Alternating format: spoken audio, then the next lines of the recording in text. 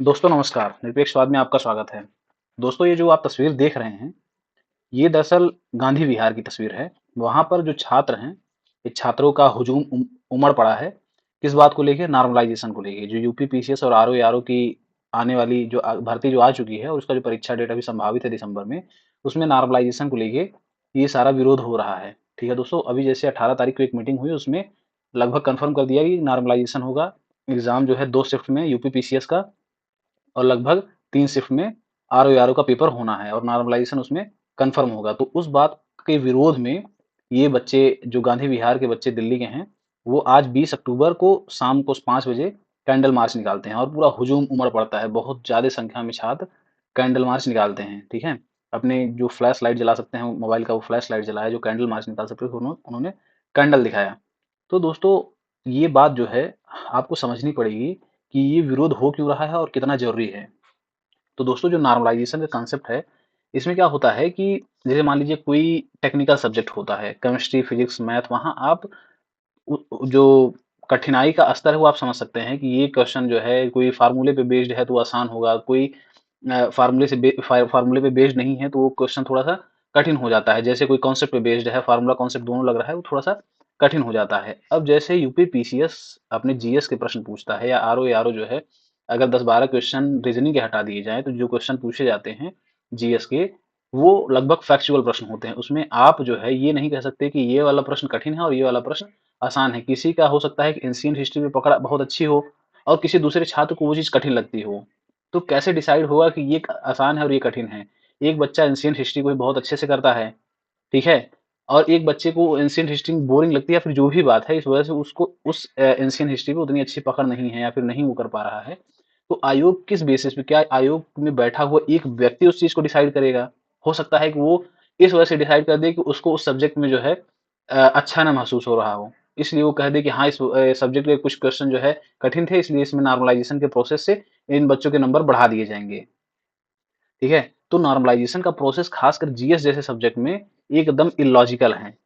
तो दोस्तों इससे क्या होगा, जो छात्र मेधावी हैं, जो लगातार, और समस्या उनके साथ आएगी जो बच्चे एकदम, कई बार क्या होता है, जैसे मान लीजिए कि 96 प्रश्न 97 प्रश्न यूपी पीसीएस में सेफ स्कोर माने जाते हैं, कि आप अगर वहां पे सेफ, क्या मतलब बॉर्डर लाइन के स्कोर माने जाते हैं, फिर भी बच्चे यहाँ पे अपनी तैयारी शुरू कर देते हैं मेंस की। अब क्या होगा, इस नॉर्मलाइजेशन के आने के बाद अगर आपका शिफ्ट किसी ऐसे पेपर में पड़ गया जो आयोग को लगता है, आपको नहीं, आयोग को लगता है कि वो पेपर सरल है, अगर आप 96 प्रश्न या इवन 100 प्रश्न भी आप सही करके आ गए हैं, तो आप हो सकता है कि बाहर हो जाएं। 5 नंबर, 5-6 प्रश्न आपके गलत कर दिए हैं, फिर 5-6 नंबर, 8 नंबर आपको घटा दिया जाए। ठीक है, तो आपको ये चीज सोचनी पड़ेगी कि आपका सिलेक्शन होते होते रह जाएगा, क्योंकि आपको जो प्रश्न हो सकता है कि आपको वो चीजें सरल या फिर नॉर्मल लगी हो, कठिन लगी हो, जो भी है, आप हो सकता है वो कठिन लगा हो, लेकिन आयोग को लगेगा कि भाई आयोग का एक बंदा बैठा हो उस सब्जेक्ट में, उसकी स्पेसिफिक बड़ी अच्छी समझ है, वो कहेगा नहीं नहीं पेपर सरल है। ठीक है, और उसको जो है आपका नंबर घटा दिया गया।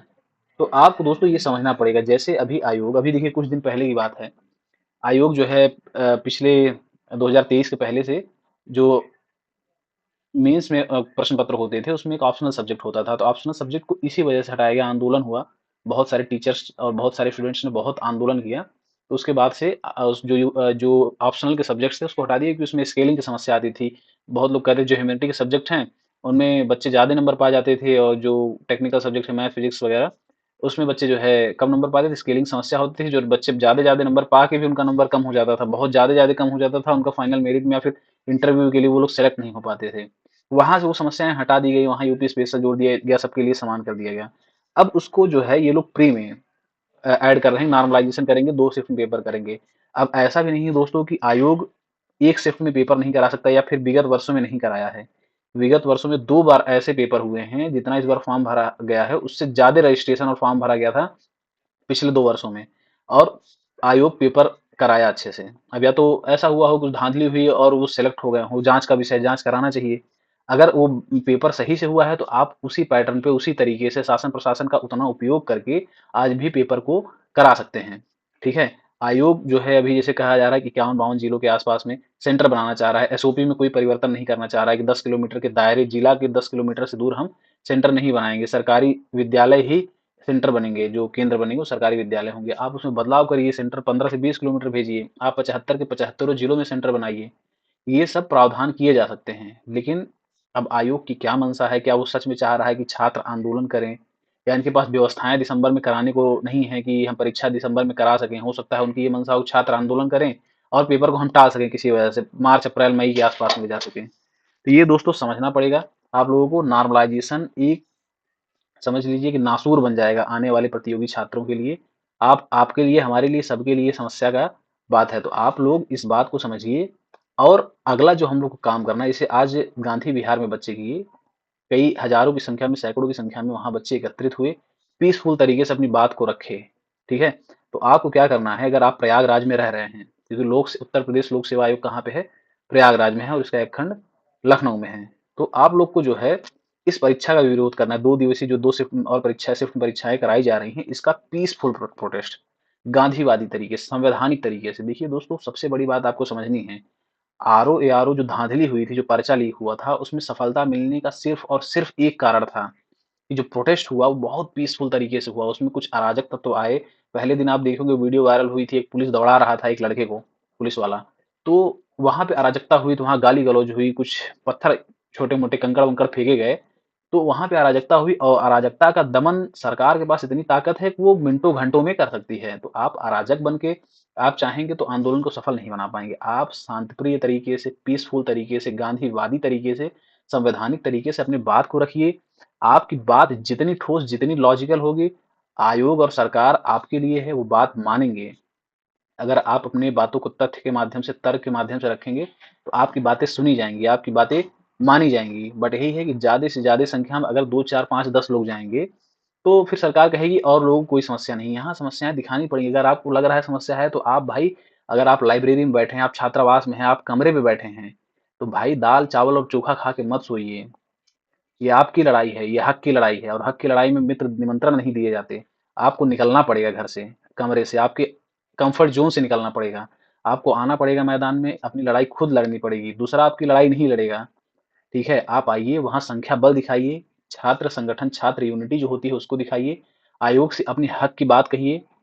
आप वहां भीख मांगने नहीं जा रहे कि हमको भीख दे दीजिए, आप वहां अपने हक की बात मांगने जा रहे हैं कि हम एक प्रतियोगी छात्र हैं, हम साल साल भर मेहनत करते हैं, घर से बड़े मुश्किल से पैसा आता है, और हम अपने हक की बात कर रहे हैं। हमको नौकरी लगे ना लगे, लेकिन जो नौकरी में पारदर्शिता होती है, नौकरी के सिलेक्शन के प्रोसेस में जो पारदर्शिता होती है, कम से कम वो तो होनी चाहिए। हम अगर छठे भी, हम अपनी मेहनत करने के बाद अगर हम उसमें डिस्क्वालीफाई भी हो रहे हैं, तो उससे पता चले कि हाँ, जो बच्चे गए हैं वो सब हमसे ज्यादा क्वालिफाइड थे, ये सब लगे। तो इस बात के लिए दोस्तों आप सबसे एकदम विनम्र अनुरोध है कि आप सब आयोग पे, लोक सेवा आयोग प्रयागराज जो गेट नंबर 3 है वहां पर पहुंचे, और अपनी जो मांग है बहुत ही संवैधानिक तरीके से, बहुत शांतप्रिय तरीके से, बिना किसी अराजकता के, बिना किसी तोड़ फोड़ के, बस शांति से अपनी बातें रखिए।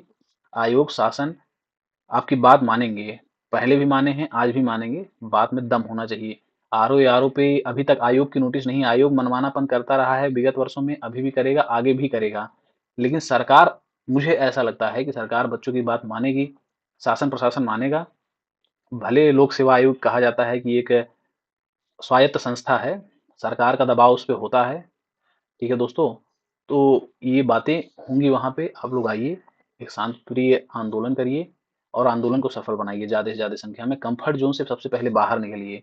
आपको लड़ना पड़ेगा। आप ये सोच के निकलिए कि भाई, हमारे माँ बाप सब लोग हमें यहाँ क्यों भेजे हैं। आप पढ़िए, लेकिन आपका पढ़ना तभी मायने रखेगा ना, जब आपकी जो परीक्षाएं हो रही हैं वो पारदर्शिता पूर्ण तरीके से होंगी। देखिए दोस्तों, सबसे पहली बात ये मत समझिए कि हम कोई नेता हैं, हम वहाँ भीड़ इकट्ठा करना चाह रहे हैं। जैसे आप छात्र हैं, हम भी वैसे ही एक छात्र हैं। ठीक है, तो दोस्तों आइए, और हम इसी के साथ अपने बात को यहीं ख़त्म करेंगे। धन्यवाद, जय हिंद।